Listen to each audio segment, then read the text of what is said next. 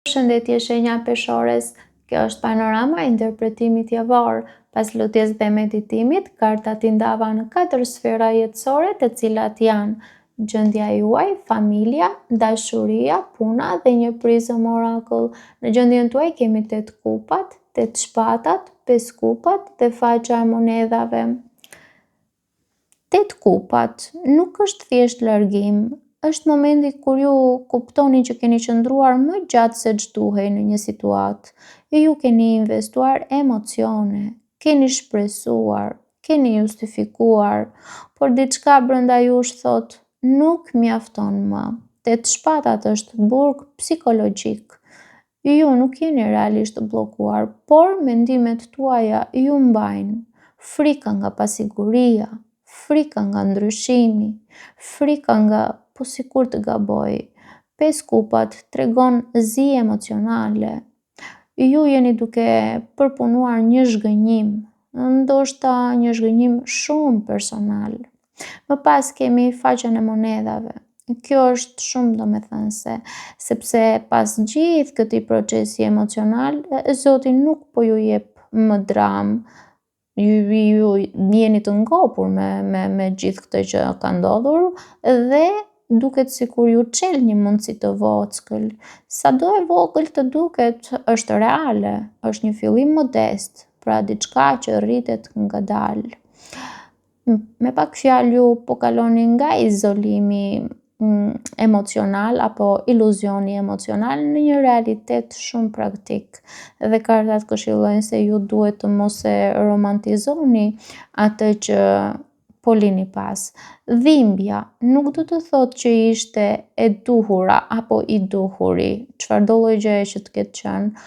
Fokusohuni tek ndërtimi i diçkaje të qëndrueshme, jo tek rikthimi në atë që ju ka zbrazur.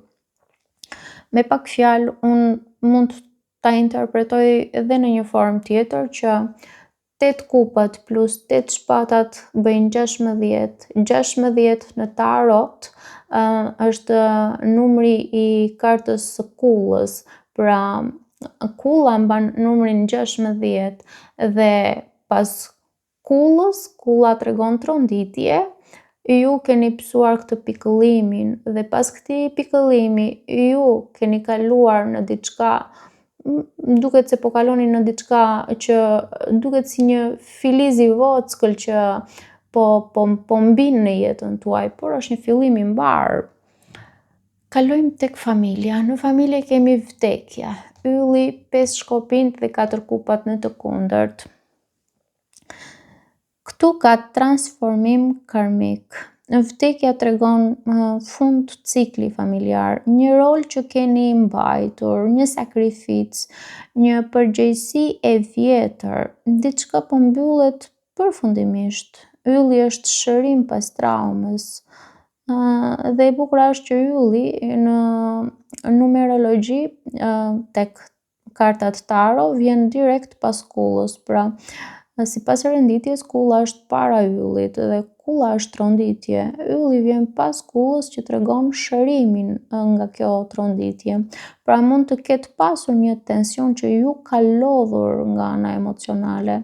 5 shkopinjt tregon përplasje nëpërmjet egos, ndoshta jo armiqësi, por një lloj konkurrence. Pra e tipit kush ka të drejtë, kush vendos këtu, e të tjera e të tjera. 4 kupat në të kundërt është një lloj zgjimi emocional. Dikush që ishte i mbyllur tani fillon të kuptoj. Pra, ky transformim në familje ose familjar mund të jetë i pakëndshëm në fillim, por është i domosdoshëm për të thyer një model të vjetër. Dhe kartat këshillojnë se ju duhet të mos e merrni rolin e paqebërësit gjithmonë, pra mos e merrni gjithmonë këtë rol, se ndonjëherë ekuilibri vjen pasi e vërteta del në sipërfaqe. Kalojmë tek dashuria. Në dashuri kemi Hierofanti, 2 shkopinjt, 2 kupat dhe rrota e fatit. Në dashuri, këtu duket se ka një histori shumë më të madhe se sa duket. Hierofanti tregon lidhje me mësimin karmik. Pra duket sikur me traditat, duket sikur kjo nuk është thjesht tërheqje, është një lidhje që sikur ju mëson diçka për veten. Dy shkopinjt është moment zgjedhje për të ardhmen, pra duket se ju jeni në prag të një vendimi. Për shembull, i bëni pyetje vetes, a ta çoj këtë lidhje në një nivel tjetër apo ta lë siç është? Dy kupat është lidhje e ndërsjellë, ka ndjenjë reciproke.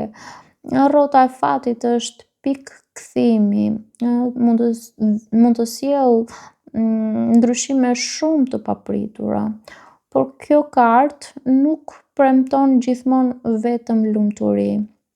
Megjithse rrota e fatit zakonisht sjell gjëra të mira, por jo gjithmonë, sepse ato që sjell rrota e fatit janë shumë të papritura, domethënë nga ato që ne s'na i merr mendja kurrë.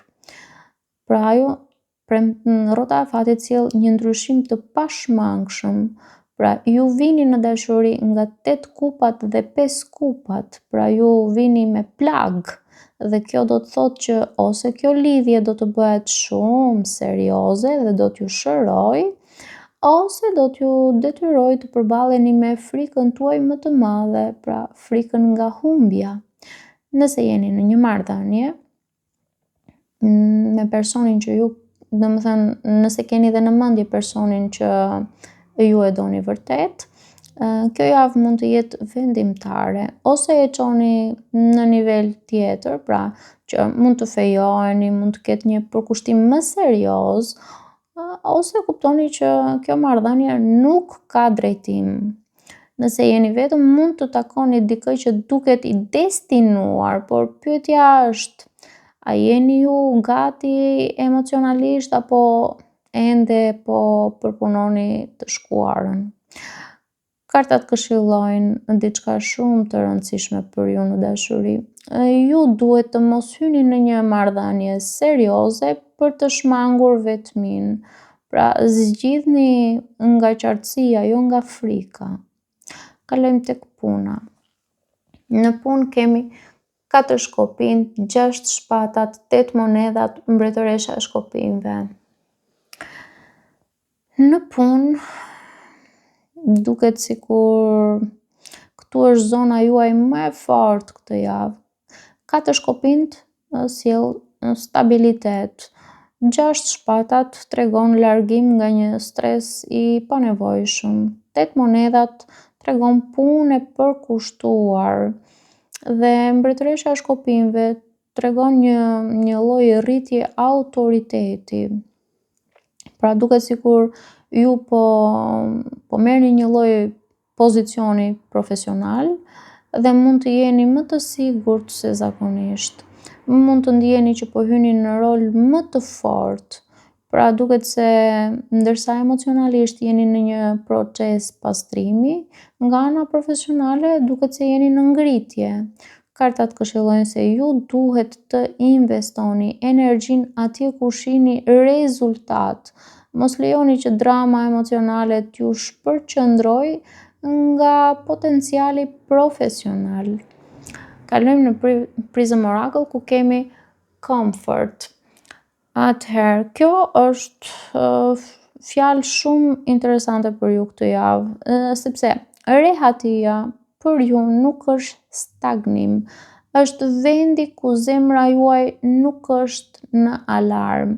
Duket se ju po largoheni nga një situatë që ju mbante në tension dhe rehatia e vërtet do të vi pasi të pranoni ndryshimin. Pra, me pak fjalë, kjo javë është një javë kalimi, pra nga iluzioni tek realizimi, nga zhgënjimi tek mundësia, nga frika tek përkushtimi i vërtet. Ju duhet të mos mbani më brenda atë që ju rëndon, të mos ktheheni emocionalisht aty ku e dini që nuk ka më rritje. Të besoni se ndryshimi në dashuri është i destinuar. Paqim!